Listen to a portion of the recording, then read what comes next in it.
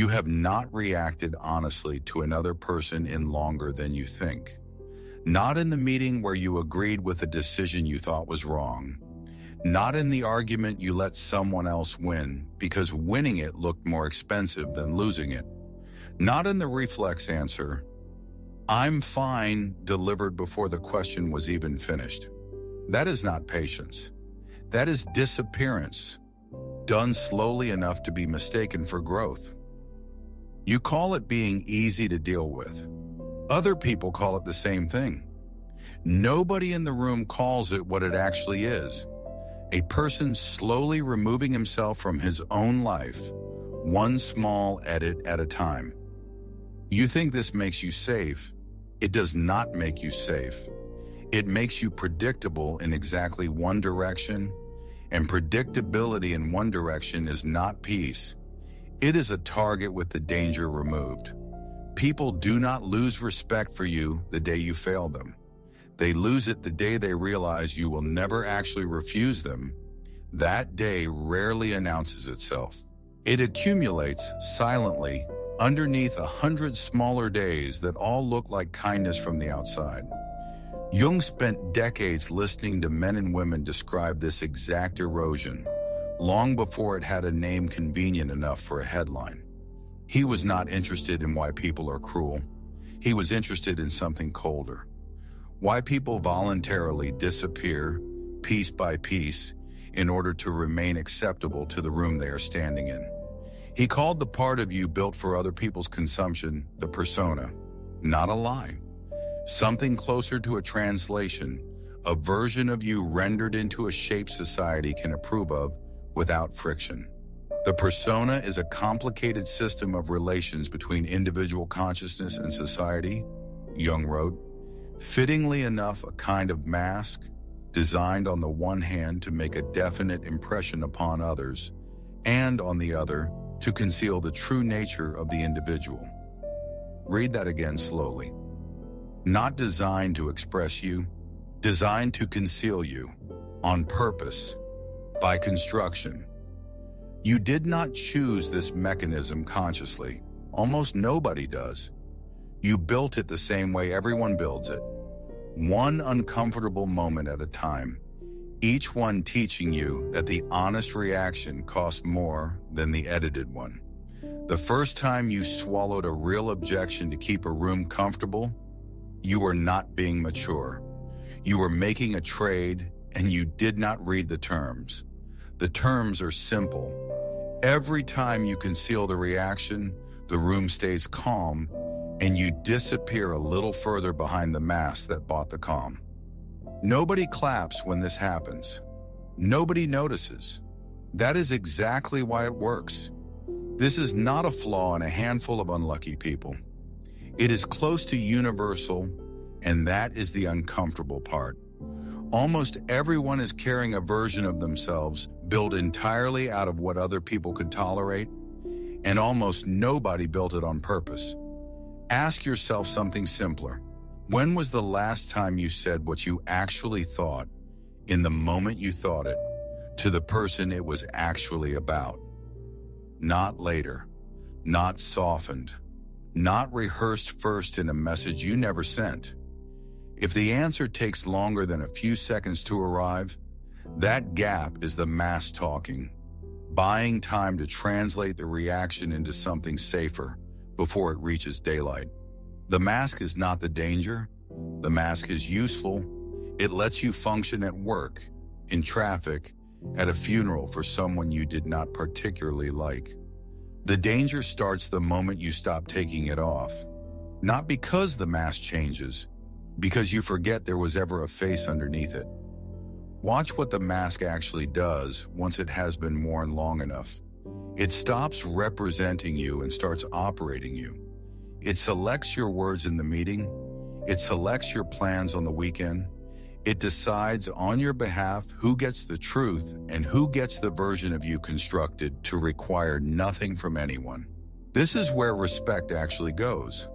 Not stolen from you in some dramatic confrontation, spent in small denominations by you over years without a single receipt. Nobody respects a mask.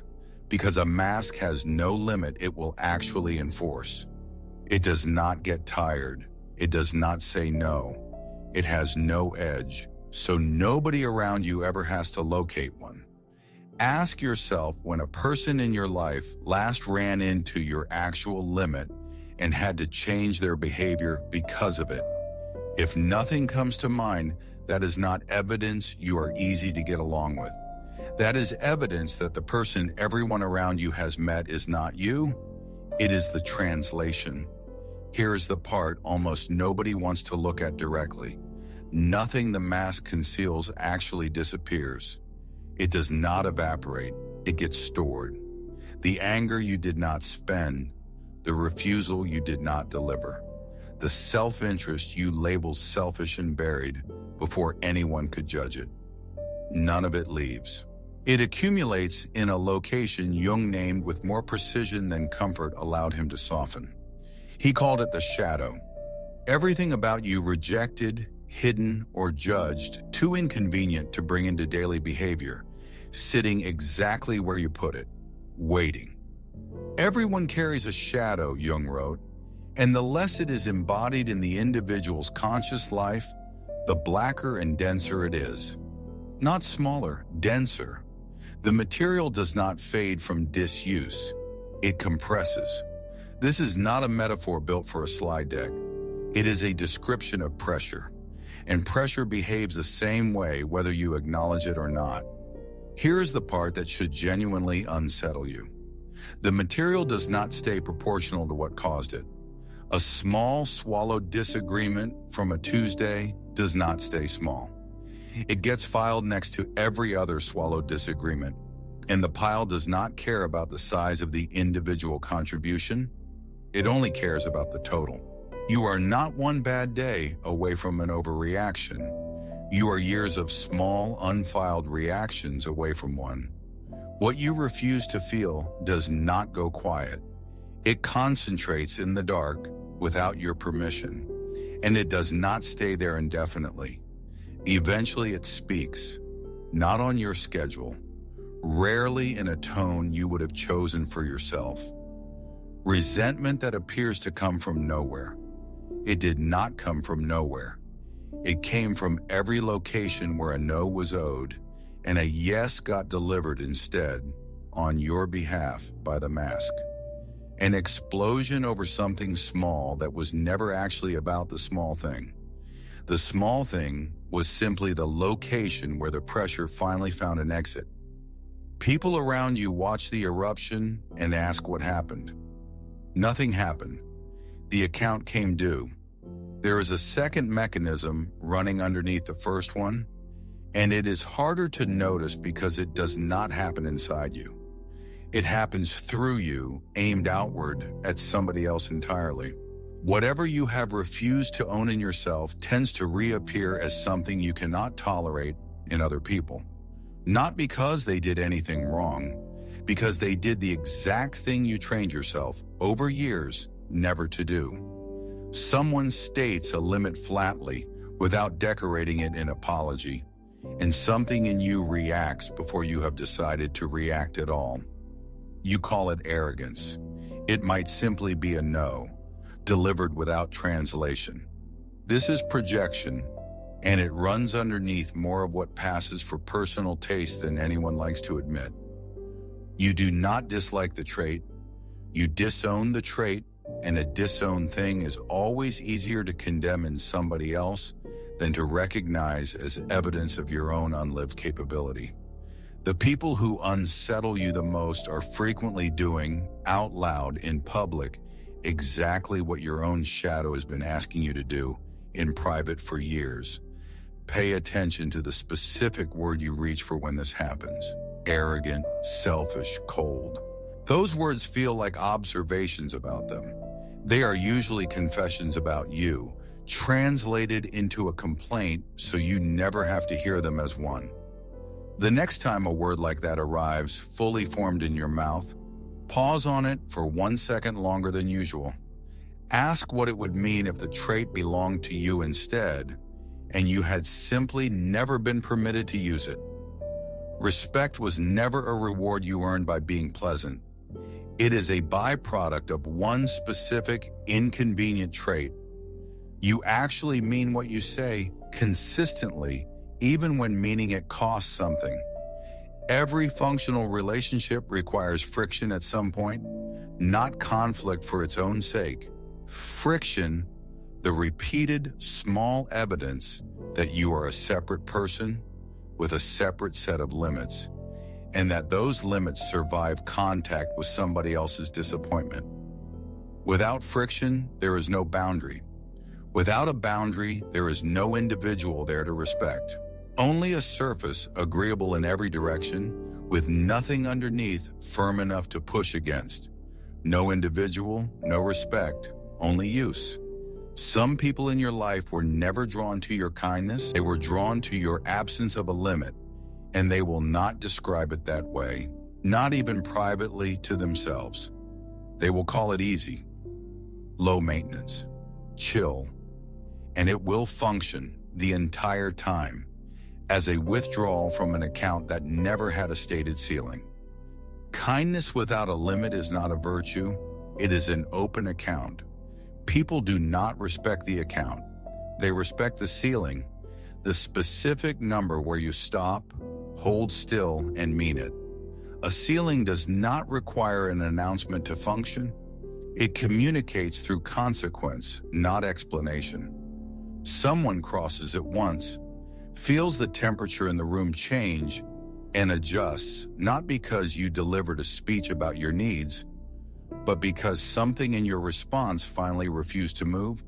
That single refusal to move does more for how you are treated than a decade of being agreeable ever will. Not because people respond to threats, because people orient themselves around whatever in a relationship is actually fixed. And if nothing in you is fixed, they will orient around whatever is fixed in themselves instead. A structure with no walls gets occupied by whoever is standing closest to it. You have been calling it patience. It was erosion. You have been calling it flexibility. It was a boundary you never got to have because somebody else arrived first and normalized its absence before you noticed there was a decision to make. There is a reliable way to spot this after the fact. Look for the relationships in your life where you can predict, with total confidence, exactly how a disagreement with that person will end before it has even started. If the ending is always the same, you concede they continue, that is not compatibility. That is a fixed outcome, and fixed outcomes are not agreements. They are arrangements you stopped noticing you were making. The shadow is not asking permission to run your life. It is asking to be included in it, acknowledged instead of edited out, felt instead of translated into something more presentable before it reaches another person. That is a very different request than the one you have spent years resisting. Notice where resentment actually shows up in your life, and the pattern becomes difficult to unsee. Resentment is rarely random. It marks the exact location of an abandoned limit, a place where a no was owed and a yes got said instead, quietly by the mask on your behalf. At some point, the explaining begins to fall away, not through effort, through unwillingness. You stop narrating every decision because silence carries more authority than a justification ever will. Justification is a request for permission wearing an explanation as a disguise. Silence is not rude. It is the sound of someone who no longer requires approval, and it lands uncomfortably on whoever was used to auditing you. Individuation, in Jung's own framework, is not a personality upgrade. It is a demotion for the mask and a promotion for whatever has been standing behind it the entire time. The ego resists this because the ego was raised entirely on approval and does not recognize itself without an audience confirming it is doing this correctly. For a while, the absence of that confirmation will feel like proof that something has gone wrong. It has not gone wrong. It is the sound of a dependency ending, and dependencies, rarely and quietly, even the ones you are ending on purpose. There is a specific moment in this process that nobody warns you about. It is not the moment you finally say the honest thing. It is the silence directly afterward, before anyone responds, when your entire nervous system waits for the old punishment to arrive. Most of the time, it does not arrive. The room simply continues. That absence of punishment is not relief. For a while, it will feel like nothing happened, which is its own kind of disorienting, because you spent years preparing for a consequence that was never actually guaranteed in the first place. It was assumed, and the assumption was doing more work than the reality ever did. That demotion has a cost, and the cost is disappointment, not cruelty.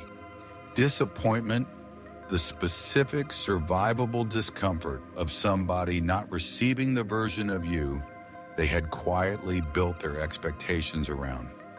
There is a discipline hiding inside that discomfort, not the discipline of becoming harder.